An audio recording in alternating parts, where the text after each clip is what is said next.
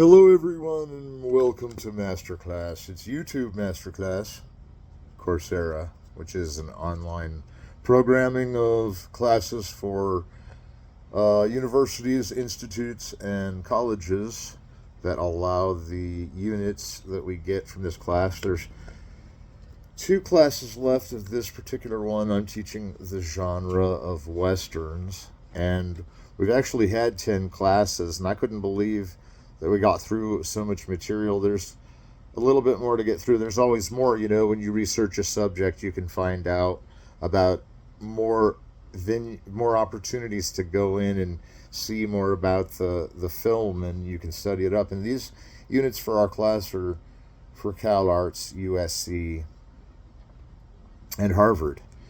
And that Harvard is still permitting elective credits off of this.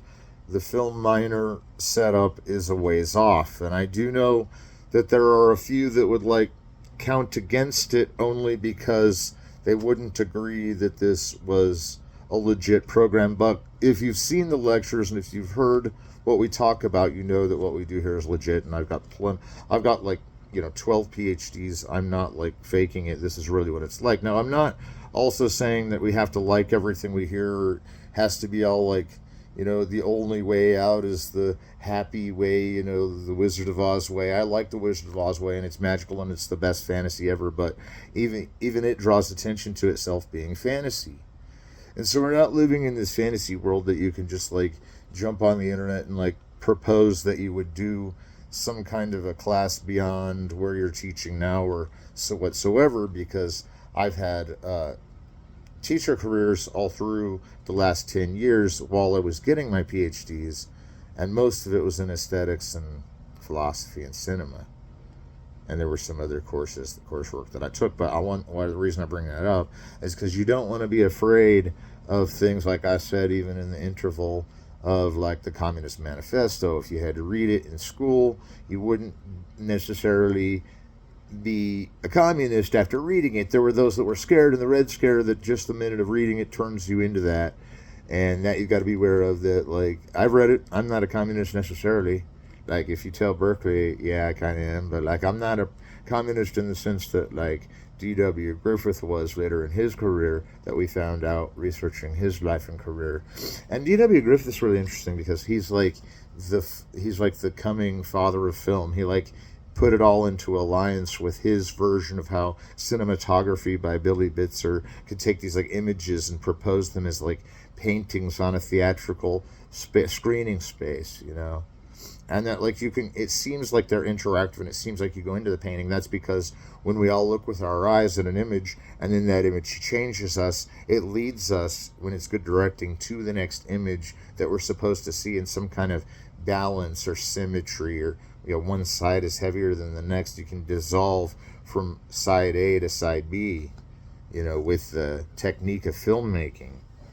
So Griffith is providing all this information about style and form, and the Western is born out of it. The covered wagon is this long tale of these stagecoaches crossing the Pioneer West. And we've learned that Pioneer West thing, and what is that? It's survivalism in the rugged founding of the western section of America, which is everything west of New England. I mean, the West goes all the way from the Midwest to the West, and the East Coast is a different kind of place to live than the West Coast. That's an obvious statement, but Westerns kind of show you how that difference is by showing you the cowboys and the city folk, and you sort of get this feeling that it's this nostalgia for the way things were, or at least thought they were, and to legendize that they were in those events. And by legendizing, I mean create a spectacle that creates awareness of the heroism of this cowboy who's defending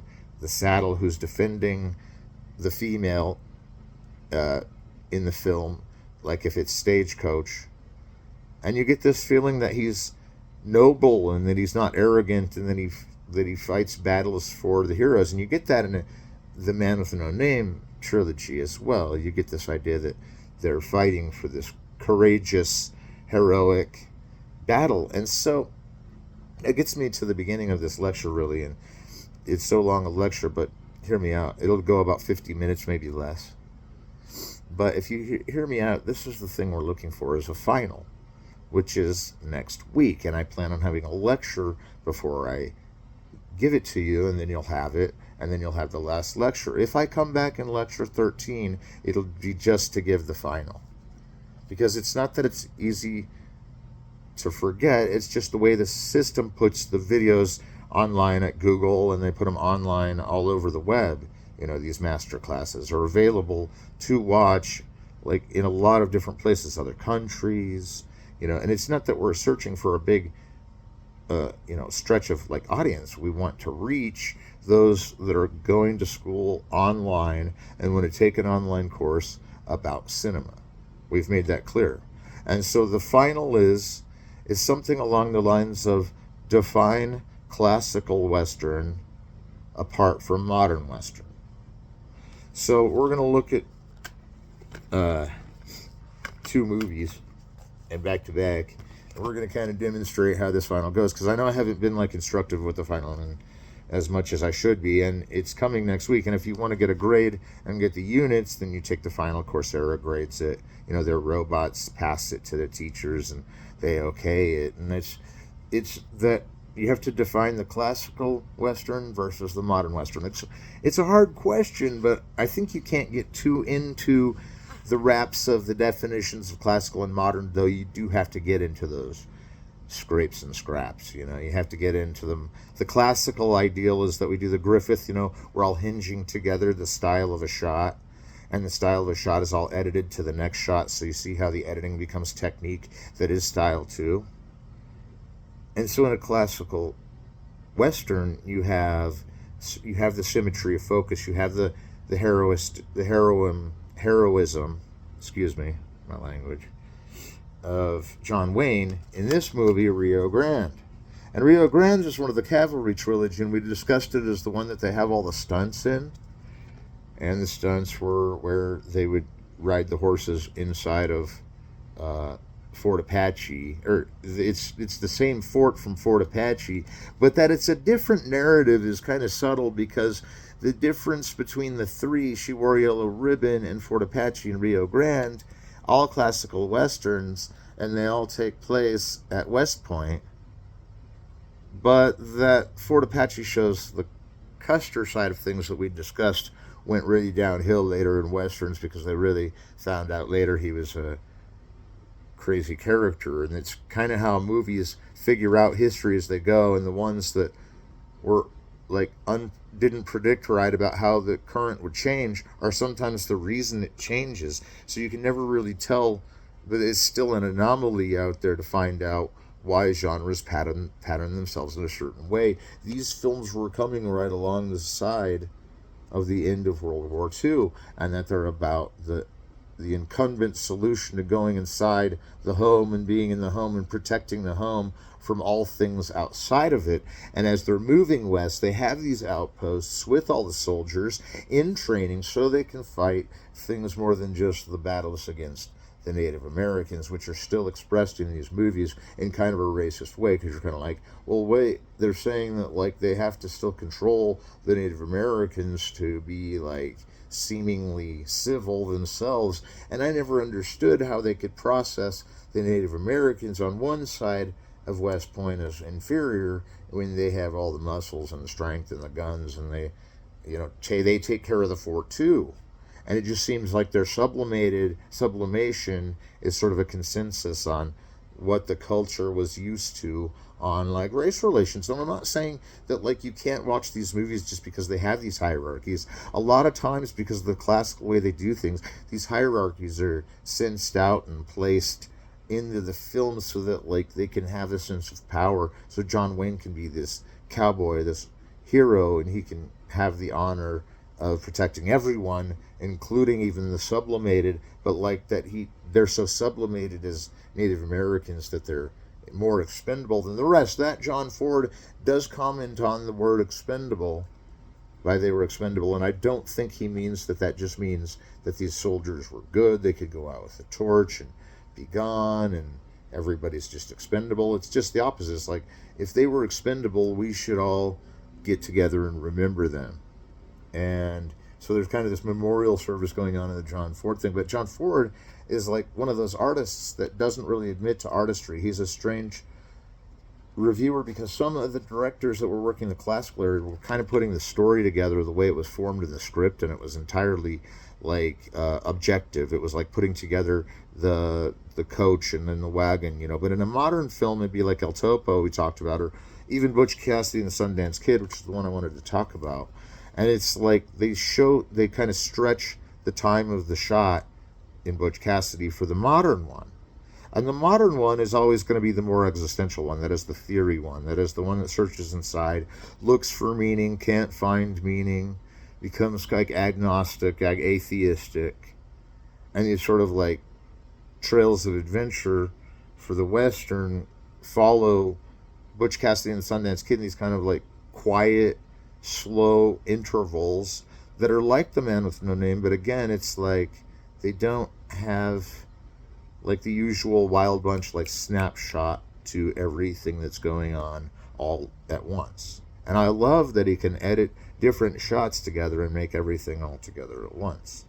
The Sam Peckinpah definition of the Western is definitely one of my choices of the great Westerns as they are. That the Western still goes on today, yes, and that I'm not real sure what the process is of AI that delivers Western movies, but I'm sure that at some point it's creating some kind of original material. And I don't know enough about that, but like they say that most AI, when you use it, is not necessarily original material, and usually isn't, but it's an original use. And so, like, just to argue, there's a cartoon film I did, and it's like not AI, but an AI creator could have made something like it. You know, I think there's venues out there that see that eventually you can adapt these like computer skills into an actual movie if it became seamless. And the classical idea is to be seamless. Like, one thing I think of when I think of classical is like a classical music, or like things of like age that are like beautiful, that are like opulent, that they've spent all, that they've broke the bank getting everything on screen, that they've done Gold Diggers of 1933 to the max and everybody's broke because they're paying for the movie. You know, it's this beautiful coalesce of like the bohemian culture, and then the move on the rise of the Hollywood film, feature-length film. And that's what we particularly look at. The short films of Hollywood being amazing, all the way from the Five Faces of Lincoln, which was a USC student film that got Best Documentary that year in 1956. And so it's like, there are some documentaries that are like, wow, we stop now and honor documentaries. Well, it was strange because other documentaries, like Robert Flaherty, the most famous documentarian, got out of his like elitist phase at first, and then kind of dropped into this social interest. And that's why you don't hear about his films, but his films kind of made the average time of a shot a little longer. As you lap through Louisiana Story, you get kind of these longer, deep focus, long take shots. But the one of Butch Cassidy and the Sundance Kid are like headshots. So with the classical, you have kind of like the balanced shot, like the shot reverse shot, 180 line, the 180 degree line, that if you cross, it looks like everything's backwards, because it's just like a theater. When you're shooting with a camera, you're actually prescribing it to be in a theater when it's shown back. So if you're recording something with a camera and you're looking this way, and we're recording this right now, you can see what you're getting recorded. And that's got to be played back on some kind of medium that's like, well, this is the internet, this is YouTube Masterclass, so that we depend upon these mediums like that YouTube allows us then to teach the courses we need for our grad school requirement that's already been summed up as it's finished, it's good, and I only mention it to bring you the knowledge that in the end of it, there's sometimes closure and sometimes no closure. And that's how one good way you can determine whether it's modern or it's classical. If it's modern, it typically has no closure. Like, there's no closure over the scene that all the money explodes in Butch Cassidy and the Sundance Kid. It just explodes, and then you kind of go in like montage later, and that the editing is really brilliant because it follows both of them around in their different views, and points of view go both change between them, and they change between the characters, and they're like, since they're like these silent contemplative moments, it's a real thinker, like you're thinking, what are they thinking, or what's going on in this like set that's a western. We can tell because of the gunfights and the Mexico escape and the train robbery, and we can tell that they're outlaws, but they have a good sense of fun because they don't take life too seriously, but that could be their problem too, and it's like this really like interesting like western that we all think of as one of the great westerns of all time. And it's because the film, although it doesn't slow down, the action gets so intense in parts that it kind of bottles up and leads to these cliffhangers, and they're really on the edge of a cliff. And that they probably did a version where they probably had stunt jumpers too. They were kind of editing in between, but it looks pretty realistic. And it's like that there were dangerous things in the movie were so highlighted by the fact that usually it's running at like this normal, easy pace. It's not a difficult thing to get into. Stagecoach wouldn't be difficult if it didn't have so many passages of like these feelings of like hyperbole that I've been talking about, like that everything is sort of this abstract but pushed to the limit, but that's how we reveal what the real is in classical. The modern just kind of realistically takes pictures of everything, and again it's subjective, but this time it's subjective to the human consciousness of the work. That is how the characters are reacting and relating to each other. And one thing you got to remember again is that the characters do not define necessarily the actors. Like, I know that there's some persona, and we can talk about personas where like the character brings to it something the actor has in fact revealed already. The actor has revealed in the press somewhere, and usually actors never reveal any of that. It's just some publicity out there that's like stunting his discussion. Really, they would do an interview book if they really wanted to know what those scenes were about, but what they were feeling doesn't really concern with how they act. Like, the acting game is a lot more professional than just saying, I'm taking a part, let's go. And like I've seen that in experimental films where you can kind of work that out, but I've also seen like you have to have the extreme professional like to be the actor in a Hollywood film, because they have to designate to the camera like everything that character would feel and emanate and think at that moment. And so they've studied the character so much that like they're only in character on the set, and really only if anybody would even remotely would interact. Those shot at different times on the set. It doesn't make much sense to say that this is what they're really like, but then their persona is kind of to take the acting jobs that they're given that fit the mold of like their most famous acting job. And that's kind of like not really the most important subject of Butch Cassidy and the Sundance Kid. Is the commercialization of it would rely on us thinking, well, that's a lot how those actors would act. And then you're like, okay, well, Butch Cassidy and the Sundance Kid is like this. So it's like, it becomes like this adventure movie of like this, buddy movie. It's a buddy movie. It's homosocial. That the guys like don't need women, but they have a lady that they treat really well, but they kind of have this threesome going with her, and that's also modern. The love triangle that sort of turns them backward and forward. And if Butch Cassidy and the Sundance Kid has a memorable soundtrack and a memorable picaresque struggle of conflict, which is that the bandits, the outlaws that they are, still cowboys in some sense, are fighting to get all the money they can so they can split somewhere that they're not under arrest, and that these things are played as like these small objectives in the film. There are these small objectives in the film, but like it's overplayed by its sort of gasp for the realism of nature in a Western film, so you're not feeling like you're contained in this stagecoach.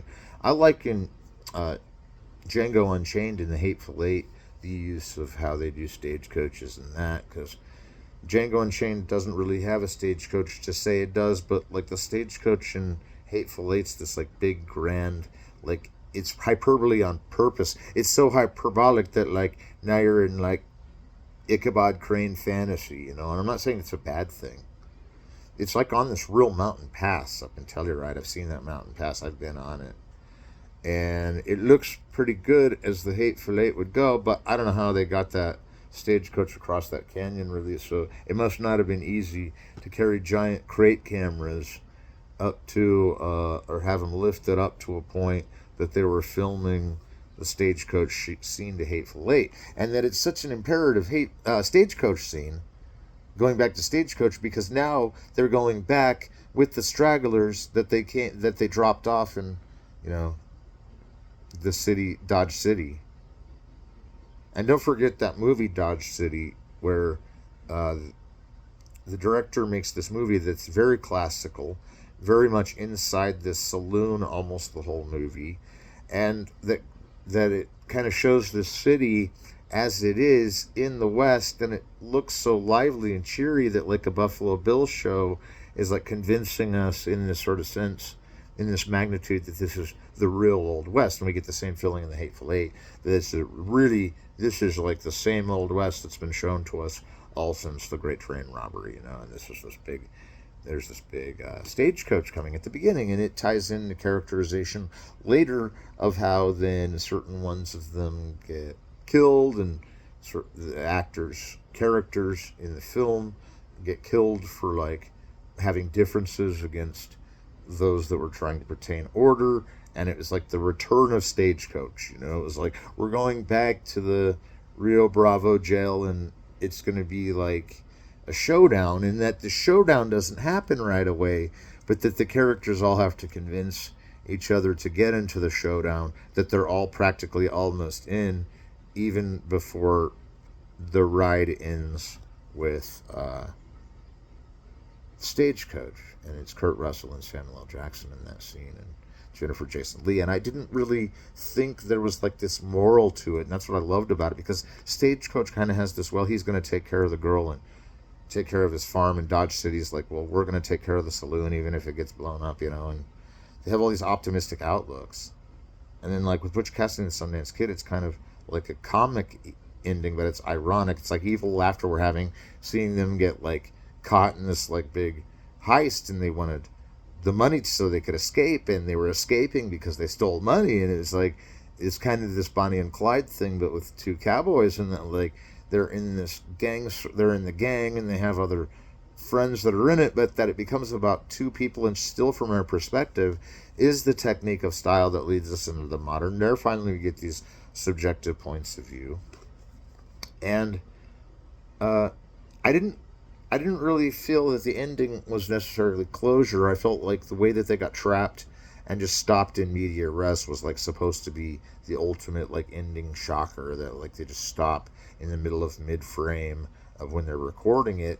And you can see how on a film screen these events are bigger and more definite, and so can be made like the Stagecoach way of this sort of like, it isn't that it's like pushing too far, it's that they're pushing all the way. Like they have to push uphill to get those trains uphill in the Iron Horse. I mean, these movies have a big apparatus of moving things around. That's why they usually don't make them. They're expensive, they're cumbersome, they're precarious. They always work out because they're worth so much that they can be bargained for in other ways. But these Westerns are more like donations that the directors are giving and saying, we want to make these, and they're hard to make and they're expensive to make, so we're going to pay for them ourselves type attitude, like with John Ford being the one to control the payroll on the film that he was giving directing orders to. It was always easier to hand out the money to the individual cast and the individual crew, and like above the line, you know, they get paid more than below the line on a classical film, because the director and the writer and the producer and the actors and the cinematographer and the editor and sometimes the people that do the musician for the film are above the line. They're all the, and the producers, you know, they're the ones that are on top and the actors, they get the most money out of a film. And the reason why is because the top heavy style is because they're paying everyone from the top down. And then the reason is just that everyone gets paid anyway. So then, like, those below the line are still getting like a generous deal. It's not really split up below the line evenly, but neither is it above the line. But it's the best. But then, like, you can get a bigger below the line in an independent film where you need an apparatus. And really, let's face it, a Western has above the line production design. Because, I mean, they have to have, like, the technique so highly astute that it's, and that the picture looks so realistic of what they're trying to film. And I know we look back on classical and we're kind of like, well, it doesn't look the same way now as it used to then, but I can see how they go for realism. But it's in black and white, which none of us are encompassed as to as realism. I mean, you don't get this sense of realism just because, like, it's color necessarily, but, like, we don't now because we're used to looking back on black and white films. That around the time of Butch Cassidy and the Sundance Kid and Bonnie and Clyde and Who's Afraid of Virginia Woolf? Who's Afraid of Virginia Woolf was like this standard of black and white, was the final last one to say, here is what we did with black and white, and here is how good it can work, and this is Mike Nichols' movie. And then they sort of added the rating system. And for a rating system to dictate color being the only type of film was because, actually, you'd be interested, that there were films all through the 60s and 70s that were in black and white. Even like the French one, Man Bites Dog, the French one. It's a terrible film, don't see it, it's awful. But they were in black and white, and they were, so experimental and disparate of style from the other films that, like, later black and white would become an arena for us to go back with our modern and classic stories and sort of use the black and white now in our day as the rare film, the rare treat, and that Westerns can be like the rare treat, but there's so many of them. They diversified among directors, like we were talking about with Bud Buddaker all the way to Tarantino, and you get all these Sam Peckinpah in between. You get all these directors, that are making Westerns and have, the Oxbow incident is William Wyler. You get these, like Dodge City is Michael Curtiz. And you get all these ranking directors coming out, and they perfect sound, so Stagecoach comes in when they perfect sound. So now you've got, like, you fast forward to Butch Cassidy, and it's like, this has got a sound effects track, and it's in color, not because it would have gotten an R rating, but seriously, there were black and white films at that time that would have gotten an R rating. And they kept editing. Most of the R rating films were falling to censorship in the 60s and disappearing. And there were a lot of films by, like, Andy Warhol that no one ever saw the light of day, Kenneth Anger that no one saw the light of day. Somebody saw it. But, like, it wasn't really meant to be, like, shown on the big screen to all people everywhere.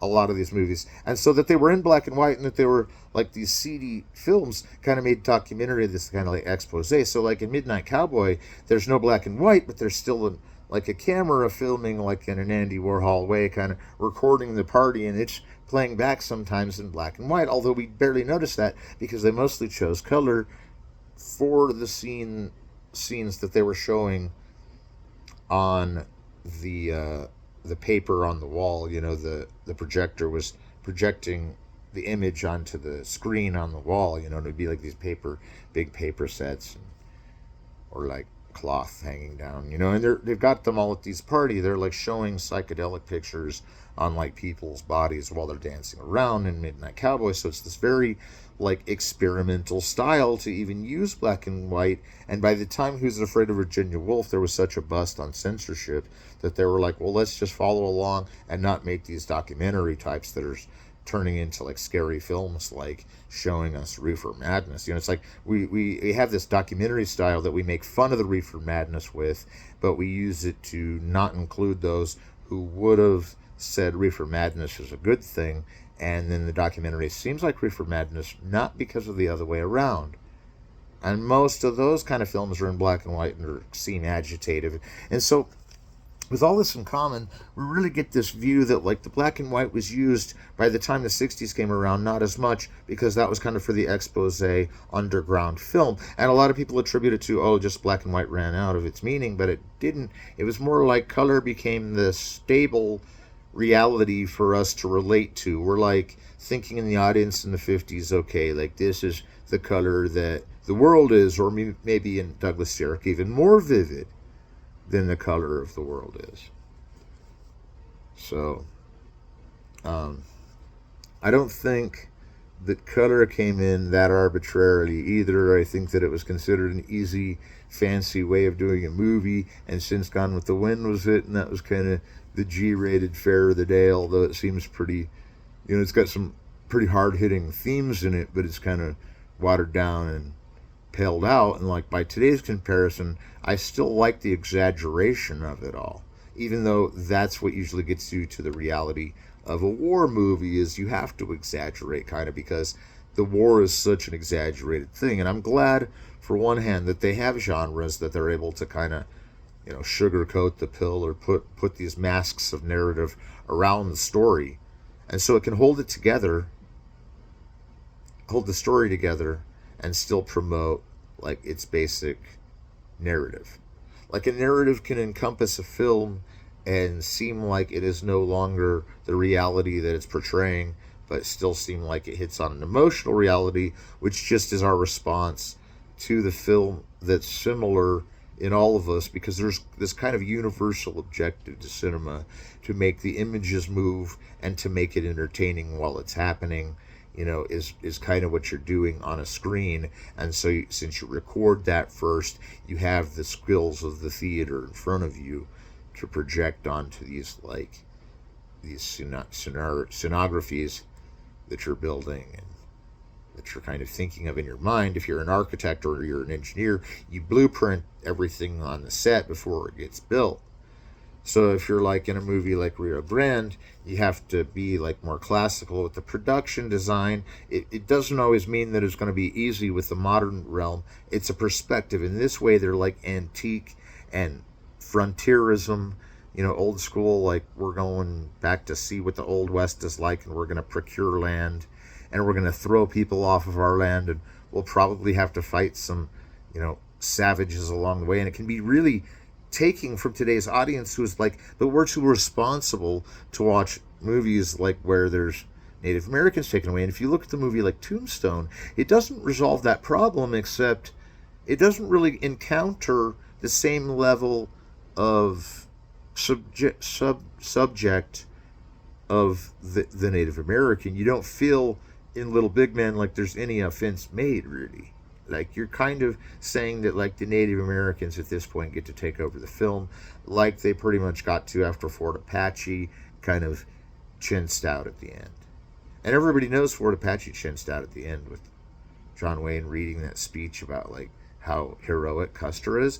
I know that John Ford later said that was an ironic scene, that like John Wayne had like lost it again, and like they maybe were going for that, but they get this kind of smarmy soundtrack, and it's like, well, maybe they're making fun of that. But then the fact that he would even say that seemed repulsive at that point, because they'd almost all gotten killed because of Custer's orders and how he got everyone blasted in Fort Apache. That Rio Grande is actually the prequel to that, and it takes place at West Point, and it gets to the fact that there's kind of this hierarchy, this caste system in this whole like West Point scenography. And it's like you have the horses and they're training with them, the soldiers training, that they're keeping people out of the fort to stop them from doing what they did in Yellow Ribbon and blowing everybody away and getting the frontiersmen against frontiersmen. And that there are cattle rustlers, in going back to like the Roy Rogers films, which were kind of mundane when it comes to Western, although they had shootouts and had singing and had crooning or whatever. Roy Rogers was only standing there like delivering lines, and he forgot the like context of where he was sometimes. And I think that's not because of the shot process or the acting or anything, but because more of it was made for early television, and there was kind of this sense that early television filmed Westerns in a different way, and that would inform later how Butch Cassidy and the Sundance Kid was made, by like showing that like the long take deep focus, which is hard to retrieve on a flat background like on TV, which you kind of need a flat background on TV, because otherwise things like curve over and lean over, there's no flat background in here, so like there's this jagged line up here, so like we have these ideas as to how, as an engineer and architect, is how to draw or position everything in the movie, And those are the ones that collaborate. They never get credit on a movie, but the architects and engineers that come along and say, well, this is the blueprint to design the production design, are actually one of the most important parts of cinema, if not, and they're overlooked. They're overlooked, the architects and engineers that know where precisely the scene's going to happen, even by director decision possibilities, and they know where the road ends. And so these location scouts and everything are working with these guys that you've never heard of because they're not on the credits or ever talked about in Hollywood. And we don't know if it's just because they have different outlets for production design and that the studios themselves provide these kind of big head honchos of, architect and engineer, and then they set up how the set's going to be built, and then how it's going to move around, how what's built is going to move around. That's the engineering, how it's going to get to point A to point B, how the camera is going to get from point A to point B. And yeah, they have motion operation engineering and image engineering and things like that. And image engineering is more like a CGI.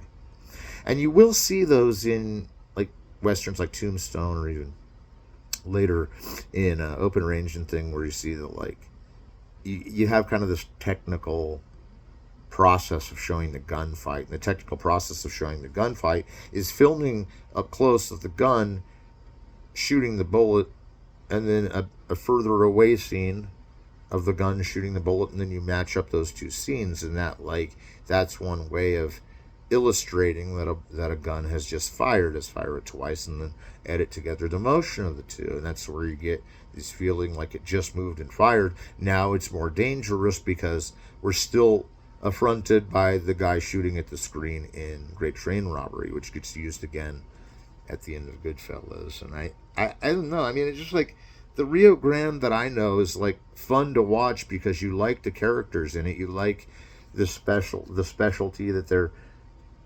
somehow maintaining nomenclature of the family romance, the sort of dictatorial ways of the 1940s coming into the 50s. It's the Red Scare. They've all got to stay inside the fort, just like staying inside home. You don't want secrets to leak outside the fort. That they're not really doing this like from a communist standpoint in the Western, any of them. They're doing it it's like the man for a few dollars more, or a fistful of dollars, man with no name.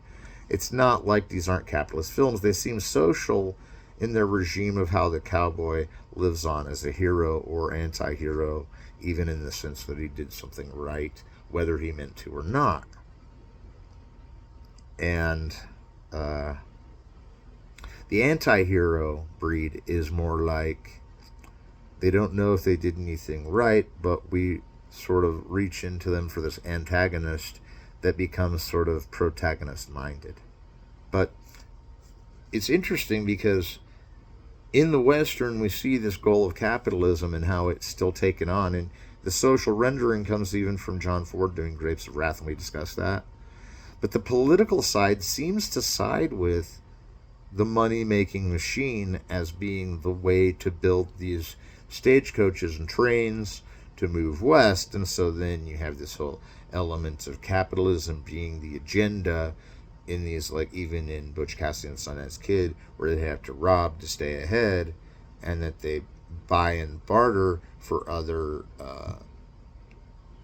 burglars that help them to steal from more money from the bank, and that they're always at the bank attacking. It's like Bonnie and Clyde, and that they're sort of this free, loose people. And it kind of has, what's weird about Butch Cassidy is that they're anti-heroes. It kind of has this optimist feeling, but not an unwanted optimist feeling. It's kind of this irony that they already know they're going to be killed, and so the Butch Cassidy and Sundance Kid, they know they're going to be killed because they're being chased by all these like bounty hunters that are coming looking for them.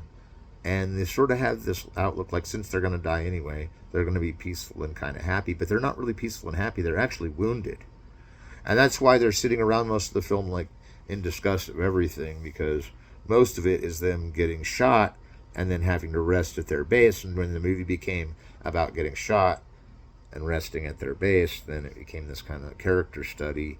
But again, it's a character study, not so much of what the actors are thinking, but because of the actors performing the character, they can then take up that specious duty and fill in the blanks with their thespianism. And that it's a theatrical sport is kind of true about Rio Grande, even as capitalist as it is.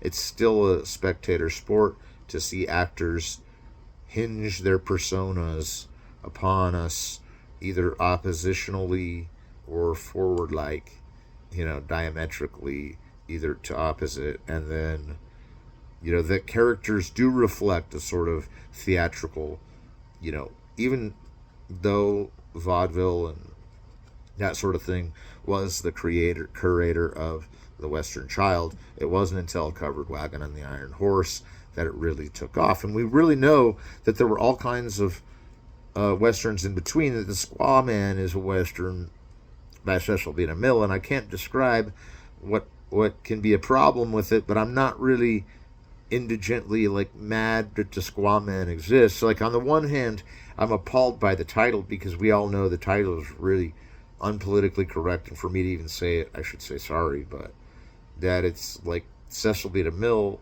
you can't give it too much damage because it already does damage to itself by being even more exaggerated.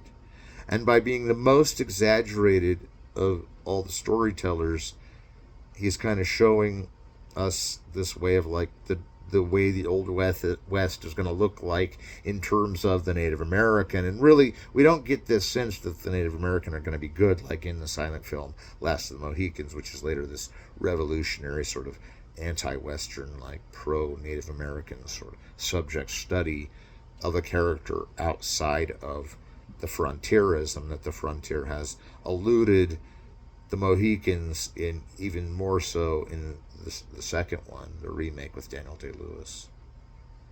And so now we're sitting here going, the Squaw Man doesn't really take us to a general outlook, except that we don't really like that there's a Native American threat in Squaw Man, and it's always heroic.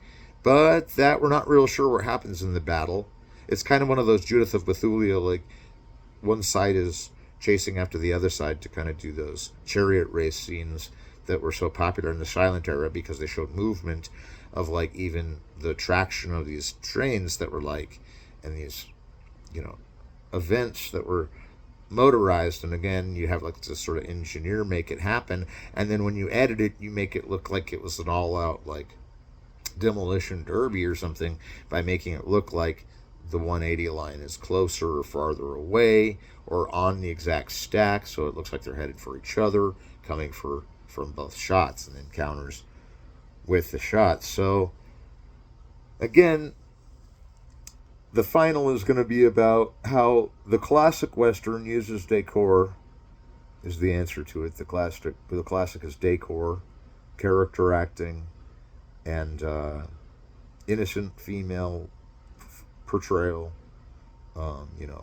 There's this sort of you have this up look at women that they're greater than men, and I have that look, but these movies from the classical era really put women on a pedestal, and some women don't like to be eternalized as this always angelic creature, but that's what you get even in Rio Grande, and that there's this kind of stolid sense of conservatism and capitalism is only because the burgeoning family narrative, family romance that's crumbling in the sort of Oedipal conflict of the Trojan War going on behind them, or the Civil War, and they don't really take into account in the classical for non-closure, a rippled out scene that keeps lasting on the camera for a while, even if it's just them sitting and being wounded. In the modernist, so in the modernist is the struggle.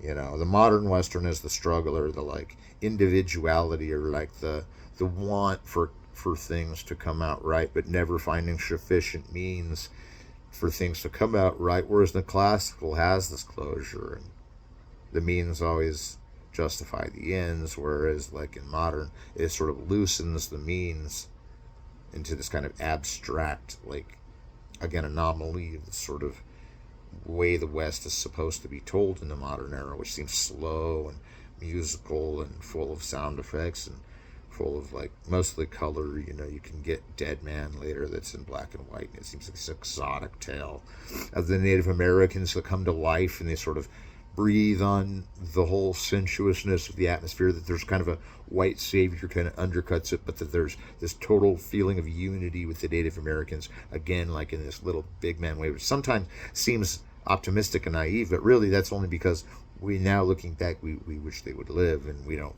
think of them as even expendable, and like not even in a John Ford unexpendable way. Of course we do think of that, but we don't want to call them expendable because they're the life and breath of the earth.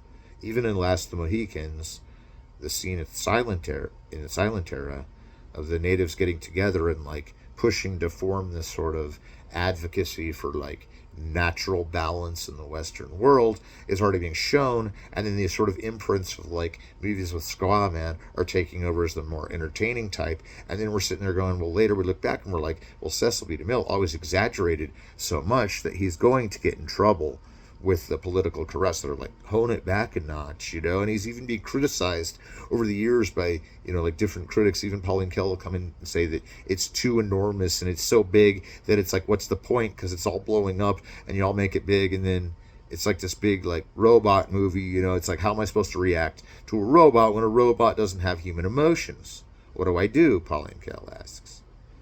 And so it's like the same with the Old West, where it's like this classical apparatus coming along, so like it's in a box that it's like we can go, exhibition cut to like edit down to a mid shot, wide shot, mid shot, close up, and get all these character angles at the bust shot, and then in the eyes we can then change around to the other side and be a point of view shot. We see that in video games where you're looking out straight at the camera, and then you change the camera and it looks like it's coming out of your eye, the shot, because our eyes really do perceive, like in this picture I'm filming now, what I'm filming, but again, it's going to play somewhere else, and it has a different feeling, different emotion. So the classical way is to tie it all together so it's seamless, like in Rio Grande, even though there's a lot of scenes that never closure, they all do in a way because the story is tight-knit and seems like a balance that West Point would be like in a theater, like Western venue of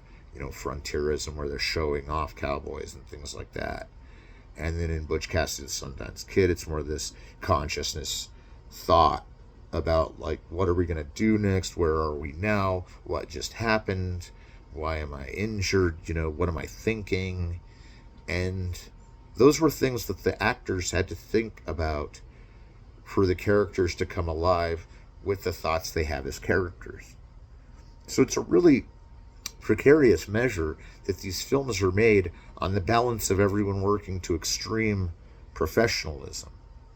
And like with experimental films, you get a sense of professionalism, but it's always in the idea that you're going to show something visually in even a romantic sense that is to sort of de-romanticize the sequence and sort of make it this pure hybrid of being about a shot and a shot itself, or a edit to scene, a montage, or a mise-en-scène, and it sort of becomes this tool for criticism. But the main point is that these subjective points of view that are being demonstrated in these modern works are being balanced by the fact that the actors are trained in the sense of the modality of realistic acting, and theatrical and documentary realism enter into these films. We talked about the documentary. The theatrical is just the meticulous placing of the production design and the set work to get the imagery to look as old-fashioned as it can get, or with Butch Cassidy to be modernized into sort of this beautiful landscape, and the one that can't escape his death within it, and their sense of procurement that no matter what they do, they're just prolonging the inevitable. And that seems to be the theme of Rio Grande too, is that they're prolonging the inevitable before they get stormed in by any Mexican-American war. It's going to lead up to that, and in those two processes you see how I'm asking you to do the final. And you can, if you memorize that last part, well, it might help you if you take notes in this class. I should have said that from the beginning. Take notes if you want. I should have told that to new coming students. who take this class, I figure everybody's taking notes, and if they're not, they can always look back through part of the program and see what part of the program they missed, and then dial up what I said. But I'm not here exactly to be an exciting, like, let's jump into this and let's see where we can go. But the casual nature of it is like what I need to teach this class, because it really is a raucous agenda to teach the Western, with its action, with its gunfights, people getting killed, people falling everywhere in a Peckinpah film. The gunfight being something we'll have to discuss in the next lecture, but if we can. And it's like the gunfight is underrated even in straight shooting, because you cross the 180 line and look back and forth at the character who's pointing the gun in the direction of the shootout. And then in Peckinpah, you always see the direction of the shooter, and it's demarcated by the next shot, which is of where the shot landed and killed someone. So you're kind of cutting across the diagonal vortex to shoot two scenes, two shots, one where the guy's getting hit, one where the guy's shooting it, in that angle. And then that angle is adjusted accordingly in the camera, adjusting the camera is a really technical prowess that you have to have, like engineering skills, to do with those old film cameras, because you have to do the f-stop, it's everything. The f-stop's big, the iris, and like how you fill out the landscapes in Zion Valley with the sun batting down over everything. It's a good way to end a Western. A shootout to resolve conflict can sometimes lead to things that are bad later in the plot for the protagonist, even the antagonist. If the Man Who Shot Liberty Valance isn't just a big gunfight repeated several times, I don't know what else is. And those gun battles are always coming from even the Great Train Robbery again, because that was the real key to the Western, was the gunfight.